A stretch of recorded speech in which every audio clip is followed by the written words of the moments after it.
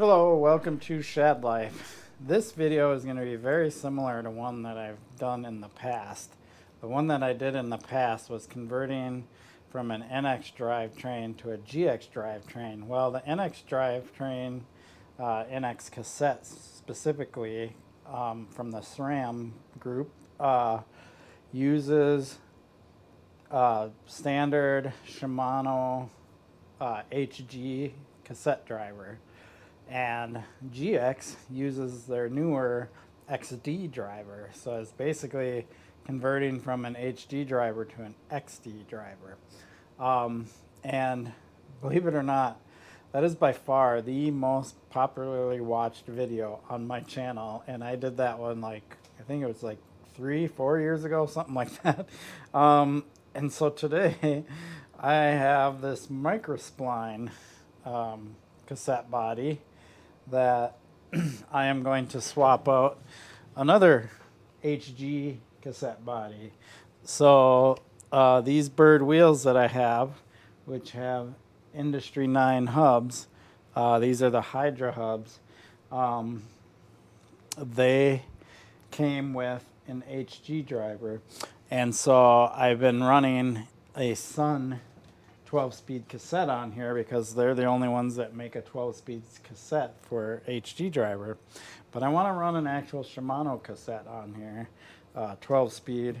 And so I have the MicroSpline replacement here. So I am going to swap these out and show you how it's done. So before we get started, you'll notice that I don't even have a cassette on here right now because I used that Sun Race cassette for another application. I just never put it back on here because I knew I was going to do this switch. So you can see that the regular HG driver, if you look at the splines, they're actually spaced out pretty big, and the diameter of this cassette body is bigger, making it so the smallest cog you can run is an 11 tooth, and on a Shimano MicroSpline you can run a 10 tooth. So let's look at the MicroSpline and you can see the difference. So here is the MicroSpline, trying to get the lighting right, but you can see how much closer together the splines are, and this is actually a smaller diameter. So if you're wondering what the difference is between the two, that is what it is. And this one allows for being able to go down to a 10 tooth cog, which is pretty nice to have that much extra range between your large cog and your small cog. And you can see kind of the internals there. So those things are called pawls right here, and they're actually like spring loaded. And then you have your bearing, and then these pawls will actually catch inside of, kind of ratchet system inside the hub, which I will show you once I get the other driver out of the hub. So first things first is I will take this wheel out. Apparently Esker uses a smaller one. Yep.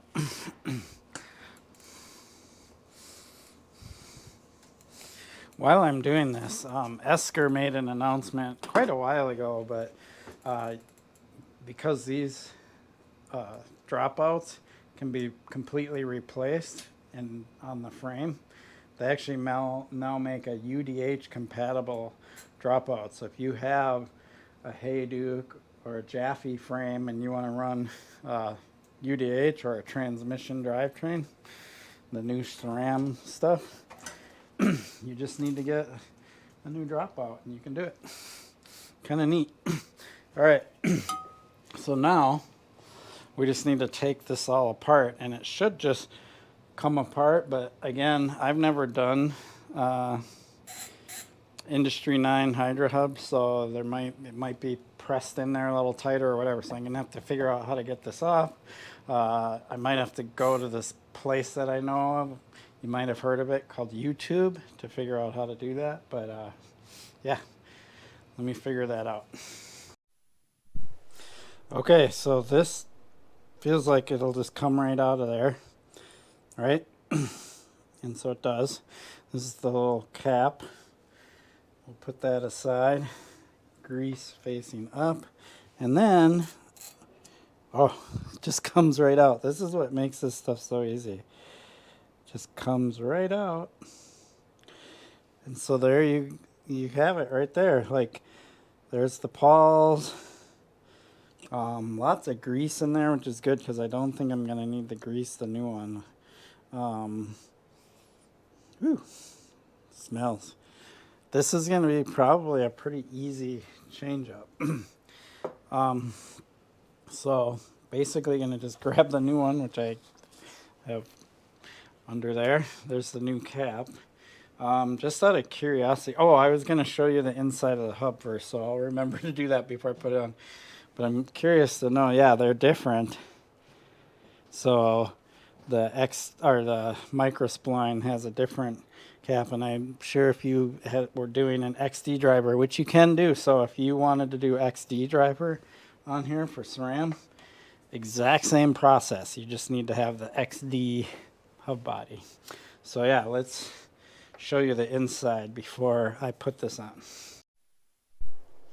So there's the inside of the hub. Try to get the light in the right angle. You can see that it has quite a few little, what do you call those? Catches? Grooves? That's what the pawl's catching, and this is why you get that buzz sound of these hubs, is they have that many engagements. So each one of those little grooves you see there is an engagement. So this one's got a lot of engagement. Also, while I'm here, I should clean the hub here while I have the opportunity to easy access of it.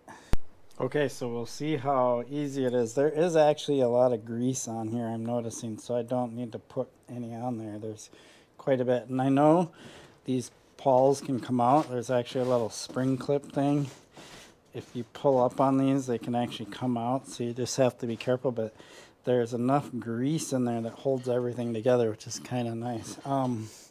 So I should be able to slide this on. And then the tricky part, and can I just get it? And that's where you kind of gotta probably go around here. Oh, nope. You just keep playing with it and it goes right in. Oh my gosh, this is probably like one of the easiest installs I've ever done. And then you put the new cap on. Done. Like, seriously? Now, done. One thing I'm realizing, and I do this all the time, is the rotor's hitting the tabletop, so it's sometimes better to have the problem with my workbench, and I'm hoping to get a new space to do work in, and one of the reasons why I don't like working in this basement is the width of this bench isn't wide enough for me to be able to have the wheel like all the way on it, or I could push this in so the tire's hitting and the rotor's not hitting, but the rotor isn't going to get bent just from resting on there. It would only get bent if I like put a bunch of pressure down on it, right? So I'm not that concerned about it, but people do call that out. They're like, oh, your rotor's going to be bent. They do it all the time. They did it in one of my other videos where that was going on. But no, the rotor won't get bent with this simple amount of work that we're doing. So it's installed. It's ready to go. I can throw the cassette on there and throw it on a bike. Okay, so there you have it. I now have swapped out from an HG driver to a MicroSpline driver. So now I can put the Shimano cassette on here that's 10 to 51 range. Super cool. This wheel isn't going to go back on this bike. I have some plans to put these bird spoke and carbon rims on my new Spectral 125 to just try them out. Of course, I'm going to switch out tires because these are 2.2 XC tires, and I want to run the 2.4 Maxxis tires. I believe it's an Aggressor and a DHR2, I believe, on that bike, so I'll just swap those tires over. These are a slightly narrower rim, These are Hawk 27, so 27 millimeter internal width. That's only 3 millimeters, and since those are 2.4s, that shouldn't be a big deal. But I'll find out. And then I'm going to take these down to Bentonville, and then I'll bring the DT Swiss wheels as backup just in case I want to run those instead of these. But I'm really curious to see how these ride on that bike, so I'll be doing that. And then what's kind of funny, and I'll show you, speaking of cleaning up, because I got to clean a bunch of stuff before I reassemble things. Look at these. These need to really be cleaned. But these are my carbon rims, DT Swiss 350 hubs. These will be going back on the Esker. These are the Specialized Butcher tires, 27.5 by 2.6. I really like how this bike rides with these wheels on it. Makes this bike a lot more shreddable. When I have these cross-country tires and super lightweight wheels on it, this bike at 26 pounds makes me a little nervous. Not used to riding a bike that light, and so it's fast and it's fun, but when it comes to throwing it around and really getting aggressive with it, I prefer to have these wheels on it. So I'm going to switch these back on there, but obviously I have a lot of work to do before I put these back on there. If you're wondering what all this red stuff is, watch my videos. You'll know I ride up in Cuyuna a lot. So there you have it. If you like this kind of content, please hit the subscribe button right down there. Really appreciate it. And thanks for your support. Peace.